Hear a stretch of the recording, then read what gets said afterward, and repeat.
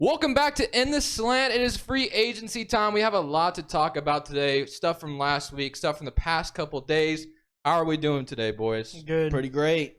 Anything piss you guys off so far? Nope. We haven't Not yet. done anything. Unfortunately, we're missing one of our co-hosts today. He couldn't be here.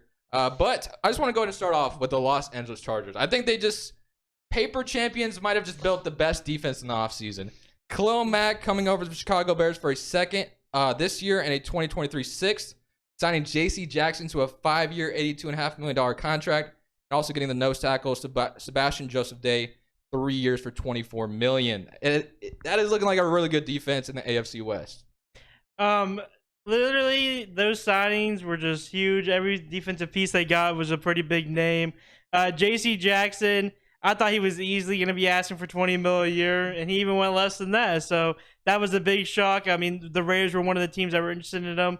I thought he was going to be asking for $20 million, even maybe more, just because of what you've been seeing, these crazy signings that have been happening lately. Yeah, we kind of knew this was coming with how many people they would start taking in because of how high that cap space was. So, I mean, I thought the biggest push that they really did was that Khalil Mack trade. I mean, getting Mack for a second-round pick as the highest, I mean, that's a pretty good steal right there. You just got to make sure that he's under contract and make sure his cap space, isn't going to affect him in the future. But in other terms, also J.C. Jackson getting picked up by them, I mean, with Derwin James. And, I mean, that team's going to be mean. So it'll be really exciting to watch that division play some football this year. The Chargers saw Russell Wilson come over to the division. They're like, uh-oh, we need to build a defense quick. Yeah, true that. Crazy secondary. Bringing in Sebastian Joseph Day is also awesome as well. The Chargers, really good. I mean, A plus. I mean, this is beautiful. This is beautiful for them. They really needed defense. It's been a problem for a while for them. They have some really good players. Joey Bosa, not to mention, like you said, Derwin James.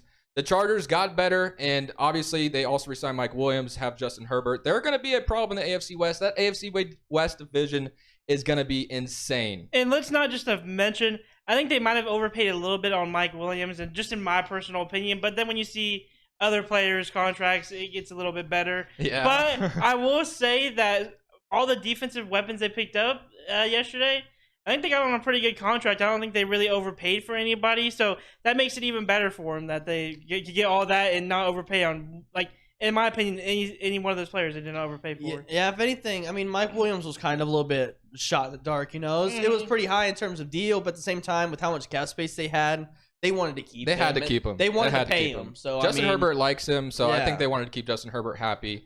But in the same offseason, Khalil Mack and Amari Cooper are traded together. They were traded a few off seasons ago. I don't remember, but Khalil Mack went for 2 firsts back then, right? Mm-hmm. And now he's only going for a second and a 6th. And the Chicago Bears move on and doing whatever they're doing. We're not totally sure yet. But that leads us to the Jacksonville Jaguars. I'm happy they're making moves, but I'm a little confused about some of them. So we have Brandon Scherff for 3 years, $49.5 million, which is a really good signing. He's coming over from the Commanders, obviously. I knew my Washington Commanders weren't going to keep him. He was just too much of a price tag. And then Christian Kirk, this one's probably the most shocking one. 4 years, $72 million, that can get up to $21 million per year. Became the 3rd highest paid wide receiver for a guy that hasn't had a 1,000-yard season yet. Fuasai Aluakon, also 3 years, $45 million from the Atlanta Falcons. Evan Ingram, 1 year, $10 million. Day Jones from the Raiders. I always botch this guy's name, but Foley Futoski, 3 year, 30. I probably said that completely wrong. And then they also released Miles Jack. So for all that, because they made so many signings, which one stands out the most? I mean, I think it's Christian Kirk, right? I would say Christian Kirk. I'm not like, it's the one that stands out the most because I feel like it's like the biggest like name, and he's still pretty young. I think they did overpay for him. Sorry, when players are going that I think are better for a cheaper contract, and he's getting 17 mil, and isn't it up to like 20 mil or something like that? I think incentives can push him up to 21 million per year. I just think that is a little too much for a guy that hasn't even, like, he was 18 yards off this year from a 1,000-yard season. But me paying that 17 mil for a guy that, like, I'm paying 17 mil for a guy that consistently gets 1,000-yard seasons. Yeah. This guy hasn't even had one. That's just too much to me. Honestly, I'm gonna talk about the Washington's right guard that they picked up.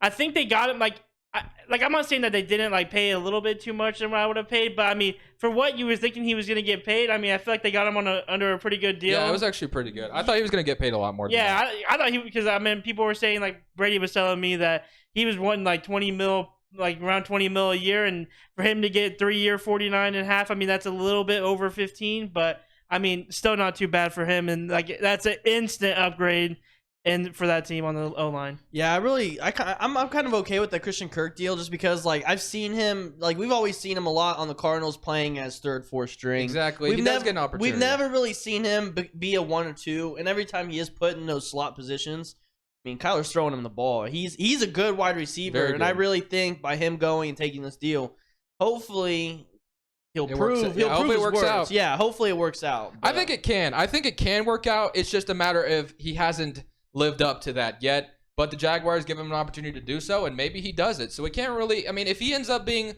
1,200 yard receiver or anything like that, and I don't know, maybe 9 touchdowns or whatever it may be, and Trevor Lawrence likes him as a weapon, then it'll be a good signing. But for now, obviously, as we see the production in the past, it just wasn't worth it, but it very well could be. And he's never been the number 1 in Arizona, obviously, so that's held him back a little bit. But I also want to talk about something with the Jags too. I think they did overpay, like not on many pieces, just on both Christian Kirk and Zay Jones for the 2 big names. I think they overpaid on. But let me just talk about Zay Jones because obviously I've dealt with him for the last 2 years on the Raiders. He is a good receiver. When Henry Ruggs had that whole accident, he did step up to the plate. He didn't do a 10 mil contract to me thing. It feels like another Nelson Aguilar thing where Derek Carr made Nelson Aguilar look good, and then the Patriots paid him 12 mil. That's kind of how I feel about this. Zay Jones had his moments where he shined because of Derek Carr doing some good passes, and now he's getting a 3-year 10 mil. I wish he was going to come back to us, but for that contract, I would not have re-signed him. I'm a little surprised that the Jaguars even signed another wide receiver after Christian Kirk. They have Jamal Agnew, they have Marvin Jones, Laviska Shenault, but you know what? They have a lot of wide receivers now, so Trevor Lawrence can find out which one's his favorite. And then they also brought in Evan Ingram, who Evan Ingram was at times in New York dropping footballs and not looking the greatest, but I think, you know, with a change of scenery, he could become something in Jacksonville. And Jacksonville needed a tight end anyway. I mean, they traded, I think it was C.J. Henderson for Dan Arnold early in the year. Yeah. And Dan Arnold's, you know, an okay tight end, but I think Evan Ingram could definitely become something in Jacksonville for them. So, and then Fuasai Aluakon, that's a great addition as well. Great, nice middle linebacker. Obviously, they had to release Miles Jack in order to make these moves happen. So, Miles Jack hits the open market. It'll be interesting to see what team he lands on. So far, no news on him yet. And then another team that actually made some signings, just like the Jaguars, but I actually kind of like these signings a little bit more. The New York Jets, kind of under the radar a little bit. Laken Thompson, offensive guard for 3 years, $40 million. Jordan Whitehead from the Tampa Bay Buccaneers, 2 years, $14.5. DJ Reed, 3 year, $33 million. And then this one was a little shocking to me. I didn't think CJ Uzomah would leave Cincinnati after making it to the Super Bowl, but 3 years, $24 million. Kept Braxton Berrios, also kept Tevin Coleman. I think these are under the radar signings. I think they're really nice for the Jets. I think they honestly paid a pretty good amount for each player too. It's not like it's not like where I see like a Zay Jones signing from them where they overpaid. All the signings they made. I mean, the only one I'm kind of concerned about is CJ, but I mean, he showed some lights last year that he looked pretty good for the Bengals. So maybe they just see some more potential in them. So that would be like, to me, like the more intriguing signing that they did that interests me the most. But I mean, if like I said, if he performed like he did in some games with the Bengals, then I could think that could be a good signing for $8 million a year. Didn't he play in the Super Bowl hurt? Yes. Yeah, he was hurt in the playoffs. I can't remember when he exactly got hurt, but he did return. I think it was to the the Super Bowl. last game. I thought it was the championship game. It might have been. So I remember he was talking about how he could have sat out the Super Bowl, but he was like, "Nah, I'm playing." Yeah, that's a huge player to have in those moments where you have a leader like that come in and he's hurt, but he's like, you know what? I want to keep playing. This is the Super Bowl. This is what we play for. I think it was just. But that's one thing that scares me too. Sorry to butt in, but that if you really think about it, like Zach Wilson hasn't really showed himself as anything. But like at least only his rookie year, when he was in the Bengals though, that Joe Burrow, he's that dude. Like I'm not even trying to lie. Oh yeah, like, for sure. So like I feel like that's what made him even look better. Like for that, but I mean maybe he sees something in Zach. Like Brady said it. I mean. He was just a rookie. I'm not giving up on him yet, but I'm just saying that he's going a bust. From, no, he's not a bust. He I'm sucks. not saying that. Get him out of here. But I'm saying going from Joe Burrow to Zach Wilson is a big change. I mean, with bringing these pieces around him and even bringing Berrios back. I mean, Berrios isn't a big guy, but he can play ball. He's a really very good slot. special teamer. Yeah, and so when you bring players like these, it helps with the development. So hopefully, with these players and the tight end that they brought, hopefully Wilson shows up and And Tom Plays will ball. help that. Oh yeah, That's offensive huge. line help is always helpful Oh, for yeah. young quarterbacks. Mhm. Anything else to add to the Jets? Nope. Solid signing, Jets. I'm We got proud of you. Solid. We got B+. something next that'll piss you off. Oh god. Aaron Rodgers is never winning the Super Bowl ever again. Oh, Tom God. Brady coming out of retirement. Most surprising thing. I feel like we thought he could come out of retirement, but not this soon. I guess he was Yeah, it just pretty like, quick. no, I don't want to be. I don't want to have to sit home with my kids all the time. I don't know exactly why, but he comes out of retirement after 3 months. Are you shocked, or did you expect this to happen? Okay, well, me and Brady were talking about it one day, and Brady was talking about how he thought he was going to at least take a year off. At his age, me and Yeah, a year Jared, off. the guy that's not here, we both were like on the phone. We're like, yeah, I don't think you could take a year off. Like, I mean, I'm not saying that. Like, I thought he was going to come out of retirement. Maybe not this early. I thought he'd be like one of those guys that like the Bucs just didn't do anything to help at quarterback. And like last night, he's like, all right, I'm coming back right before the season starts. Yeah, I think I thought it was pretty crazy to see it. But then again, it starts making me think of like other free agents that will possibly sign with the Bucks now because they have Tom, like Gronk. He's a free agent. Oh, he's coming back. Yeah, coming there's back. there's no question about it now. He's coming back. I can't see Gronk playing with a different quarterback other than Tom I thought Brady. he was going to retire if Tom Brady. I know didn't come there was back. been some rumors that like Gronk would play for the Bengals or the Bills, and I didn't believe them for a second, to be or honest the with you. Packers. That was also he's like Nah, plus 650 to play for us. Yeah, 'cause- but I just can't see. Like I said, Gronk is only played with Tom Brady, and I don't think he plans on changing that. I mean, he almost was traded to the Detroit Lions, And then- until he said, "I'm retired." yeah, retired. Just He even played with avoid Matt that trade. Stafford at the time too. Yeah, I didn't Yeah. even want to play with Stafford. So, Yeah. but the Bucks also bring back Ryan Jensen, Carlton Davis. They lose Alice Kappa, and then they also brought in Russell Gage, which Russell Gage actually played very well at the end of the season for Atlanta. So that's a really nice signing to obviously replace Antonio Brown. And then Ryan Jensen, 3-year, $39 million. Carlton Davis, 3-year, $45 million. What are the chances the Bucks make it back to the Super Bowl? I'm gonna say it's pretty high. I mean, Or unless is it low because the Packers? no, I mean, I want to say that, but at the same time, I've said that for the past 3 years, and we've seen how that's went. So, I mean, they definitely have a good chance of making the Super Bowl. There's not really a lot of strong teams in the NFC at the moment. I'm sure that'll change after free agency and draft go through. But as of right now, I think they have a pretty good chance to meet my Packers. Yeah, in the I mean, because like, championship game, what's the possibly. scary teams in the NFC right now? Like Rams, Packers, Packers. Cardinals. I was about to say Seahawks, but never mind. Not Seahawks. Yeah, I can't think. I guess Vikings. You could throw Dallas in there maybe. Yeah, Vikings maybe. Washington Commanders. No, I was kidding. Eagles maybe. All we Who knows? know is that AFC is stronger. Sure, yeah. Like, Oh, then their NFC playoff- South. We'll talk about this soon, but if one of those NFC South teams get Deshaun Watson, that also could become something. I feel like any team that gets Watson, especially as long as it's to the NFC, I think he's an automatic contender. We'll talk about that here soon. Dallas Cowboys, which we just kind of mentioned, definitely were in the news a little bit. They traded Amari Cooper last week for a fifth and a swap of 6, I believe, and then that led to Jarvis Landry's release in Cleveland. But the Cowboys traded Amari Cooper rather than releasing him. I mean, it's good you got something for him, but it does suck you had to trade him for this low. And obviously, this led to them re-signing Michael Gallup for 5 years, $62.5 million. Is this a good move? Yeah, mainly just because you can really see CD come out and probably be his own wide receiver now. He'll probably bump up to the number 1 spot. Oh, for and sure. We saw the damage he was putting in with Cooper on the field. So, I Mhm. mean, as long as Dak shows, the presence of more threats still around CD and the wide receiving core, he's going to take advantage of that. And then hopefully that'll put spots open for CD and give him the opportunity to develop and become possibly top 10, top 5 wide receiver in the game.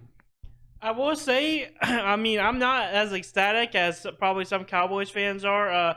Not saying I don't have faith in Michael Gallup. I think it was a little bit too much paid for him, in my opinion, for what he's proved. And he's always been injured. I still like Amari more, but I mean, I understand what they did, and like they needed a second guy, so I mean, they kind of had to sign him. I don't agree with the contract, but he is a good wide receiver too. Gallup is like $12 million cheaper. That might not be the correct number, but it is cheaper regardless. So I think this is why the Cowboys obviously went this direction. But Gallup is really good. I mean, especially stepping up in that number 2 role now. I think Gallup can be really good. They also signed DeMarcus Lawrence for a 3-year, $40 million extension. Got Malik Hooker back. And then this one was probably the funniest one. Randy Gregory signs with the Cowboys for 5 years, $70 million. And apparently, Jerry Jones, I guess, tried to change the contract last second. So he's like, Nah, I'm going to Denver then. So the Denver Broncos get Randy Gregory, and then the Cowboys don't get Randy Gregory. So that's a huge loss. That was a huge loss. When I saw that loss, because I saw that he signed with the Cowboys, I was like, okay, that's a typical signing. I was like, I knew that was going to happen. And then it's like 5 minutes later, I get another thing. It was like basically like, nope, he signs for the Denver Broncos. I'm did a like, U-turn, went to Denver. Yep. So Denver, and then Denver offered him the same thing the Cowboys were going to offer him. So, he just took that. They're also looking to trade La'el Collins. I don't think there's been any news update on that yet. And they also lost Connor Williams. So they are definitely changing their offensive lineup a little bit.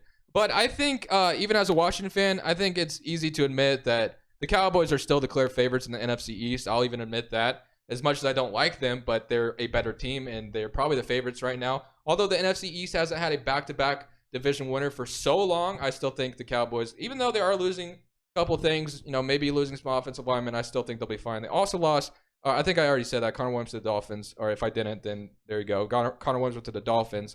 And then that obviously leads to the other NFC East team, unless you guys had something to add about Dallas. I mean, not really, but I mean, in terms of your division, I think it's really up in the air. Because, because when McCarthy left us, we never really had a run game. And when you saw Mike McCarthy playing as head coach for the Cowboys, you kind of saw that. You kind of saw where he kind of lacked in the run game because he's a big thrower. That's why Dak was throwing, 40, 50 passes a game sometimes the Cowboys point. do get too pass happy. They just do, and then it gets to the point to where they get low on the board, and then they have to throw it, so they don't have a choice. But when you got Ezekiel Elliott in the backfield, I mean, you got to take that opportunity. And Tony Pollard. Give him at least 12, 15 two good running backs. Tony Pollard as well. I think some Cowboys fans wanted to see Zeke gone and Tony Pollard be the starter. I don't know how many of them were on board with that, but I know Zeke's contract is pretty big. Hey, and I will say about Tony Pollard is that every time that Zeke is out, he always shines. It's not like he does okay and like it's a good game, like he's be a solid backup.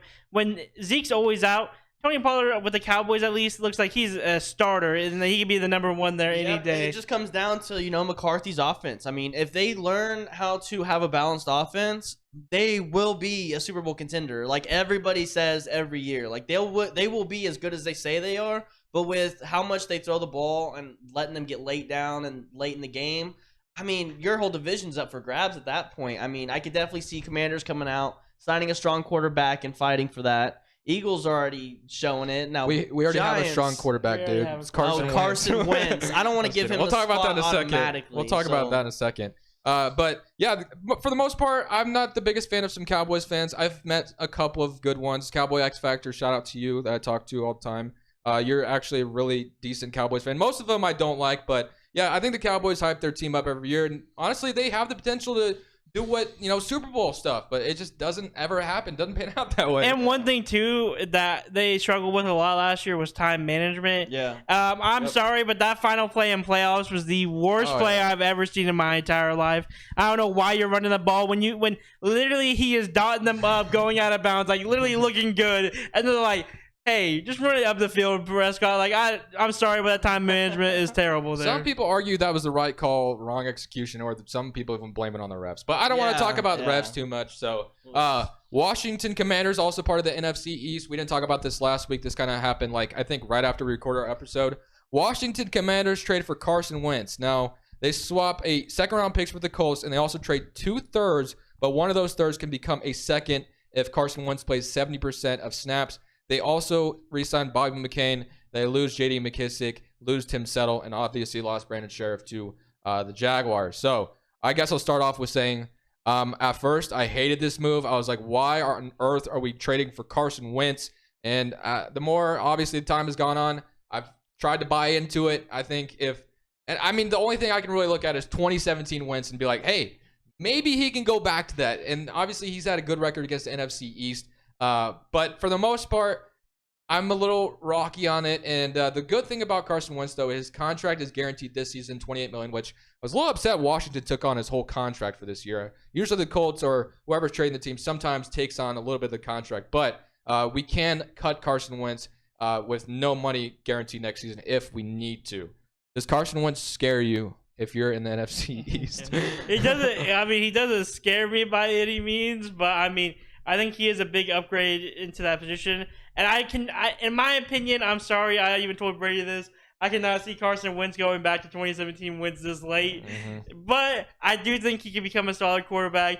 And in that weaker division of the NFC East, you could make a run and definitely go into playoffs. I'm sorry. I'm going to be that one guy that be a hater on the team.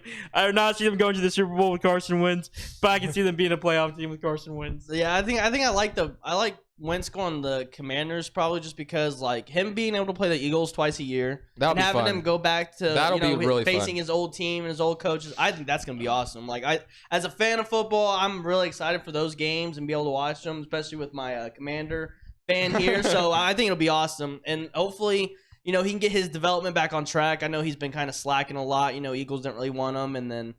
Yeah, so Colts didn't want him either. Yeah, so I think this is just an opportunity for him to come into a pretty good team overall. I mean, I like the weapons that he has coming in, and then even the run game isn't bad either. So I think that this is a really good chance for him to get back on his feet. This is probably his last top chance. Tier. Yeah, this is probably his last chance as a starting quarterback in the league. If he can't do it here, and Washington moves on from him, that would be 3 teams that moved on from him in the last 3 seasons. The Colts brought him in because of Frank Reich wanted him, and there was a lot of reports about.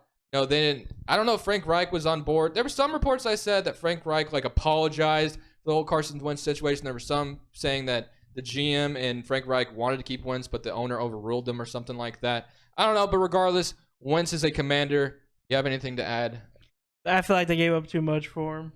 I mean, in a way we did because trading 2/3 does suck, and especially, Wentz played all 17 games last year, so if he does play obviously all 17 this year or 70% of the snaps, one becomes a second. So it is a lot, but at the end of the day, you didn't trade a first-round pick, which is a good thing. That's good. You didn't trade a first-round pick because that's where the talent is usually in the draft. So we'll see. We'll see what happens. It's definitely an upgrade over Taylor Heineke. I do love Taylor Heineke, but Taylor Heineke just doesn't have an arm, man. It's the unfortunate thing about Taylor Heineke. He doesn't have the arm strength. Wentz can throw it downfield, so that's a good thing. And then Wentz and McLaurin, this will be McLaurin's best quarterback, and then arguably this is going to be Wentz's best wide receiver he's ever had. Some people say Alshon Jeffrey, but Pittman. I'm not putting Pittman over McLaurin. Not yet. No, I'm not doing that. Good year. I think McLaurin is better than Pittman. Yeah, we'll see the development of McLaurin. But with quarterback talks, Deshawn Watson finally on Friday became a little bit closer to a free man. I think there's still some other things that need to be solved. But he is set to meet with some teams. We have the Saints and the Panthers apparently as the front runners, but the Falcons have emerged a little bit, and I guess the San Francisco 49ers have as well.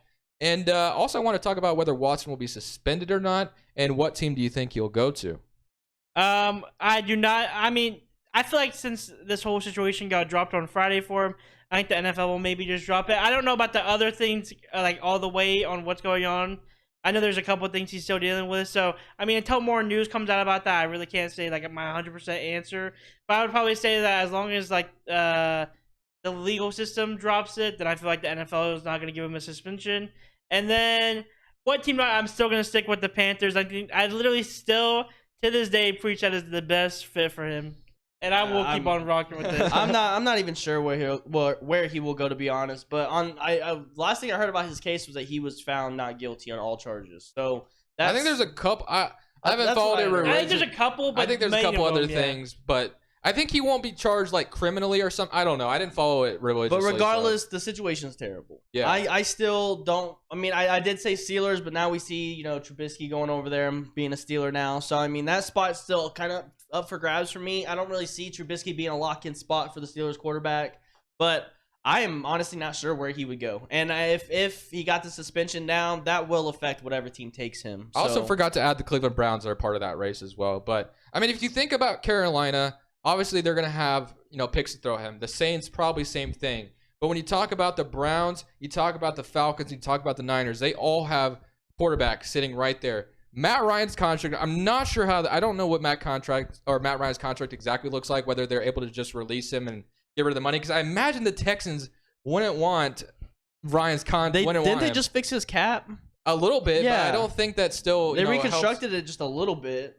Apparently, Watson and Arthur Blank, which is the owner of the Falcons, have a really good relationship back from high school days or something like that. And I guess Watson has reached out to the Falcons himself. I'd be really surprised if Watson wanted to go to the Falcons out of all these other teams. Ridley's suspended. They do have Kyle Pitts. They just lost Russell Gage. Unless if Atlanta has some other plans in their back pocket for wide receiver. The weapons at Atlanta aren't that great. They don't even have and Cordell Patterson's cool, but you really can't call him a franchise running back because It's like a franchise every Yeah, he's back, over 30. he plays he's over 30 everything. years old, and I don't know. I can't see Atlanta, but maybe that's where he goes.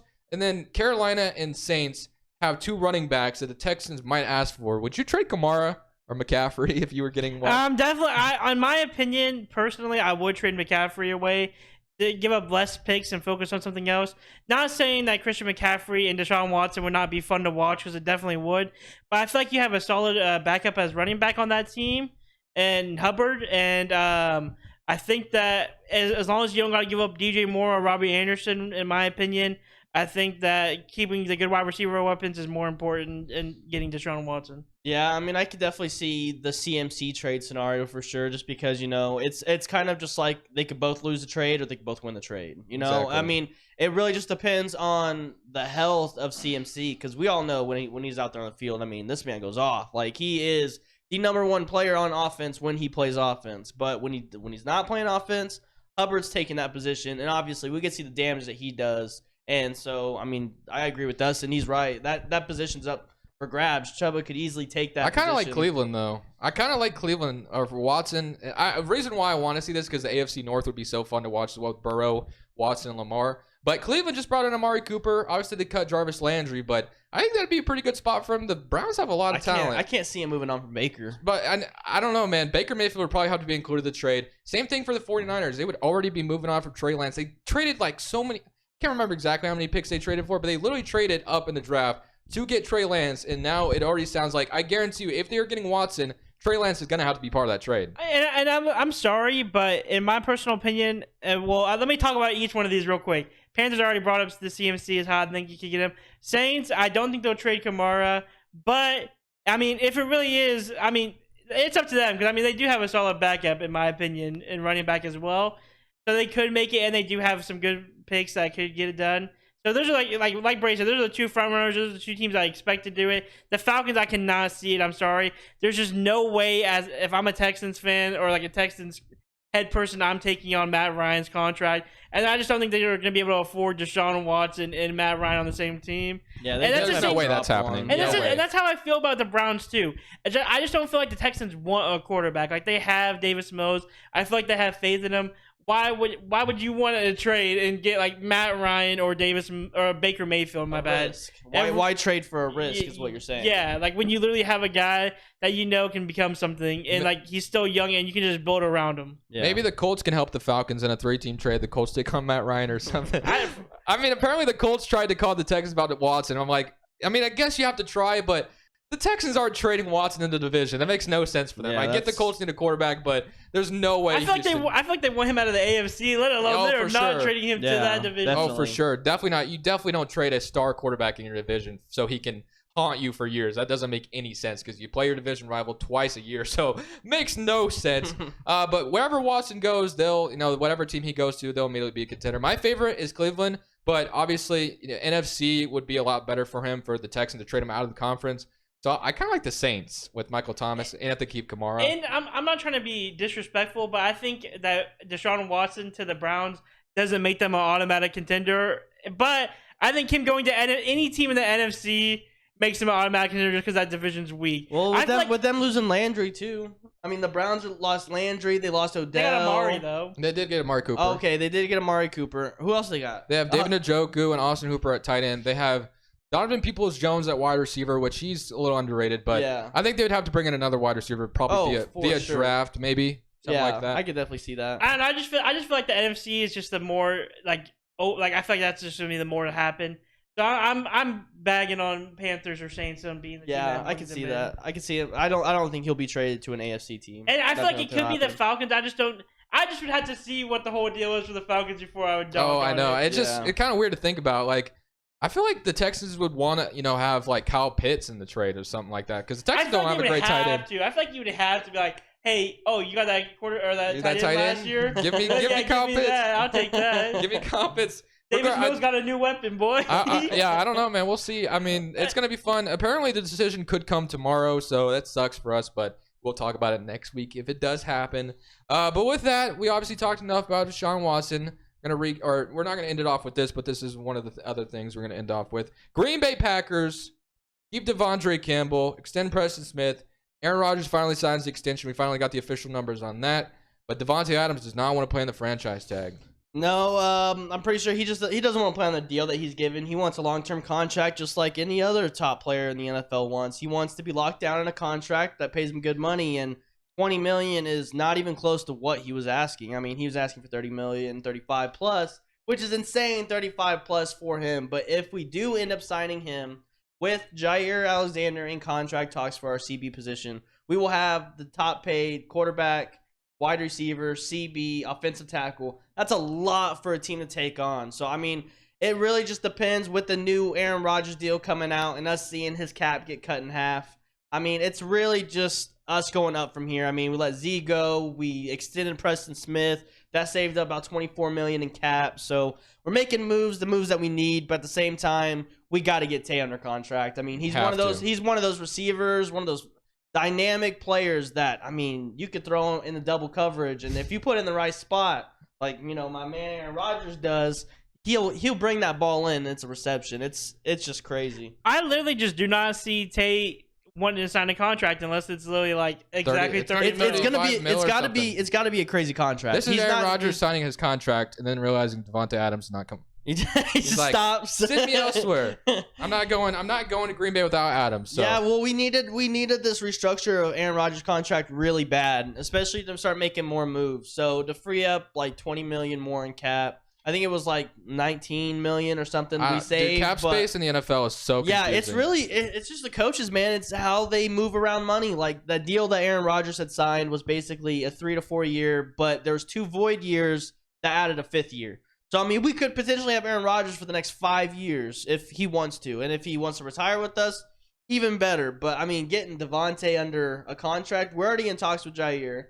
So, that's obviously, there's potential for that to go on. But, Tay, we got to get him under. If we don't get him under, it's definitely going to be a trade situation. I don't see us waiting till the end of the season to be like, hey, you could go now if he's not going to play. No, I feel like if the trade's going to happen, it's going to happen before the draft's even I can see it before season. Imagine it's like a Le'Veon Bell situation where the Packers refuse to pay him, and then Adams is like, "Well, I'm sitting out then." Yeah, I'm not trying to make fake news, but in my opinion, I feel like if that Tay does not get like a contract and sign this Friday, I feel like you can see reports of like the Packers maybe starting to deal him out. Maybe. Yeah, I'm gonna give him the offseason. Adams, players don't like playing on the franchise tag. It gives you no financial security, especially if you're a guy like Davante Adams, who's been arguably the best wide receiver of the last however many years. And you're, have the chance to finally get your payday, and all they do is franchise tag you. If Adams gets hurt or doesn't have a productive year, not saying that would be the case, probably wouldn't be, but if he got hurt for some reason, like week 1, his value would just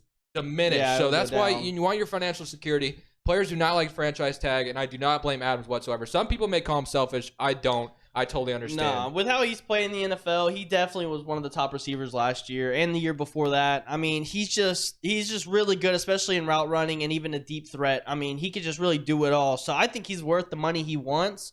I just think with cap situations, especially a lot of the situations the Packers have been through this offseason with having to deal with so much cap and negativity, and I hope that we get the deal done, but at the same time, we still got to create a little bit more cap just to make sure we're under, because at this point, we're not even going to be able to sign draft picks right now. So we got to get that figured out, and I'm sure once we cut a few more people, restructure a couple more contracts. I know Cobb still, his future's kind of up in the air, but with Rodgers coming back, I don't really see that. I see us restructuring Cobb and then creating a little bit more cap room.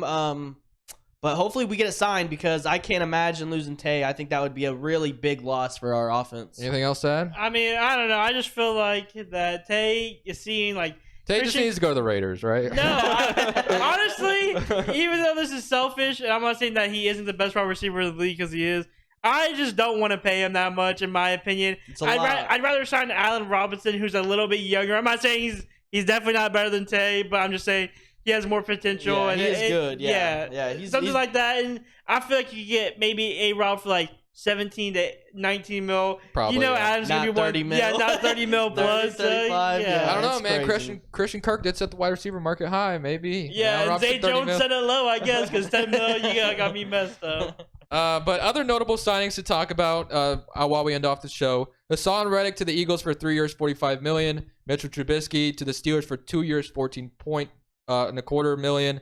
Quandre Diggs back to the Seahawks, 3 years, $40 million. Emmanuel Ogbah to the Dolphins for 4 years, $65. Larry Njoku to the Bears, 3 years, $40. And then Justin Reed to the Chiefs, obviously leading to Tyrann Mathieu's exit. And then the big one that we got today was Marcus Williams to the Ravens, 5 years, $70 million. Which one stands out the most? I'm going to say probably Trubisky won. And I mean, so? It doesn't look like the biggest on that board right there, but, Trubisky being able to hopefully get this starting position, he's going to have to fight for it. If he doesn't get this position, I don't see him playing in the NFL anymore. Yeah, if he can't succeed in Pittsburgh, he didn't work out with Nagy, and, Bears changing from Nagy to a new coach and changing all what they're doing within that organization. I think that could have potentially benefited Trubisky when he was under center there. But at the same time, they never did it, though. They kept Nagy the whole time. Yeah, so I think they're going to give him this opportunity to try again, and it could just be one of those first-round quarterbacks that we see that, just doesn't pan out in the NFL. My favorite free agency signing, I was telling Brady this earlier, was probably the Eagles signing Reddick. I just thought that he was probably going to average 17 to 20 mil a year, in my opinion, and him going 3 year, 15 mil, I thought that was a great deal for the Eagles, and I think that so far, it's not that he's the most impactful player signing.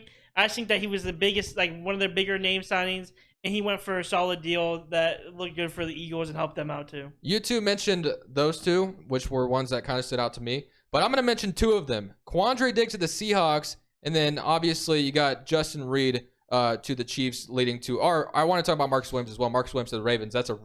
That secondary is really nice in Baltimore again. I mean, they got Earl Thomas back then, and that looked really nice, and this almost kind of feels like the same thing, but instead, Marcus Williams is only 25 years old, so that's a really good one. But the one I want to talk about the most is Quandre Diggs to the Seahawks, just because I feel like the Seahawks should be rebuilding, not paying 29-year-old safeties, in my opinion. I really think they should just go rebuild. Watson didn't want to go to Seattle. I mean, I get Pete Carroll is there, and he probably doesn't want to rebuild, but I don't know, man. Well, with them dealing Lockett, and then on top of that, possibly DK also leaving, I don't really think they're going to have a choice to rebuild or not. I mean, they got rid of their main offensive player in Russell Wilson. So, I mean, they are going to replace him with Colin Kaepernick, apparently. Okay. Now, well, we will Lockett's see. Been working out with I want to see that deal and when it's signed. But when it's signed, I mean, they just need to rebuild from there, just like you said. But with DK and Lockett being on the outs, I mean, I don't really think Pete's really got a choice at this point to trying to rebuild that team. And hopefully he can, because they're not looking so hot. I mean, right now. I feel like DK's probably already had talks with him, and Pete Carroll was like, "Hey, we're not rebuilding." We're not rebuilding. Then DK's probably gonna be like, "No, you should." In my opinion, I think you should as well. But I mean, if DK was like, "Hey man, I want out of here. You were rebuilding," and then he was like, "Nah, man, I ain't rebuilding." No, not rebuilding. Yo, DK. Yeah, he's like, Did you guys see that video on Twitter with that big muscular guy? He's like, DK walking to the office while Russell. He said it's like Russell Wilson trade me. That's so funny. But Justin Reed to the Chiefs, that's a really nice one. Reed is like 25, I believe, as well. So that obviously leads to Tyrann Mathieu's exit. So 3 notable free agents that to mention: Allen Robinson, Tyrann Mathieu, and one of the best tackles in the league, Teron Armstead. Real quick, just firing off. Where are all three of those players going? Honestly, it might be. I mean, I wanted to be the Raiders for Allen Robinson, but if I had to be realistic, I mean, even Tyrann Mathieu, we do need a strong safety, so he could plug in and play there too. But I mean, honestly, with Tyrann, I honestly don't even know where he goes. I've seen Saints the most. But. Yeah, I can see Saints, especially after Marcus. But I feel like at the same point, if you're gonna pay Tyrann, you might as well have just paid Marcus Williams. So I don't understand that if they were to go after Tyrann, because I feel like at Tyrann's age right now, he's gonna want to get the bag. So I feel like out of all these signings for safeties you've seen, I feel like that Tyrann Mathieu is gonna be the biggest signing. So I don't know why they would, like, if the Saints are gonna sign him, I don't know why you would have just not paid your young stud. Yeah. Whoa, we actually had a big trade just happen. Patriots trading guard Shaq Mason to the Buccaneers. Oh, wow. For what? I don't know. Mike Garofalo just tweeted that. But that's another big offensive line. That replaces Ali Marpet, who the Buccaneers lost for retirement. But back to Tyrann Mathieu. Obviously, Saints, like I said. Allen Robinson. Any team that needs a wide receiver. I honestly kind of could see Allen Robinson taking a pay cut to go to Green Bay, which would be weird. Heard that. Because he hasn't played with a good quarterback his whole career. He's had Mitchell Trubisky, who's in Blake Bortles. He's never really had that good of a quarterback. So maybe he would finally be like, and he has been seen liking tweets, but Green Bay has to fix their cap. But I don't know, man. Cap space seems to be a miss. So I feel like they can make it work. And then Teron Armstead. I mean, Dolphins make sense. They have money to bring in a tackle. But we will be back next week talking some more free agency. It's been really a couple exciting days, so we'll see what happens. But for now, then the Slant saying peace out.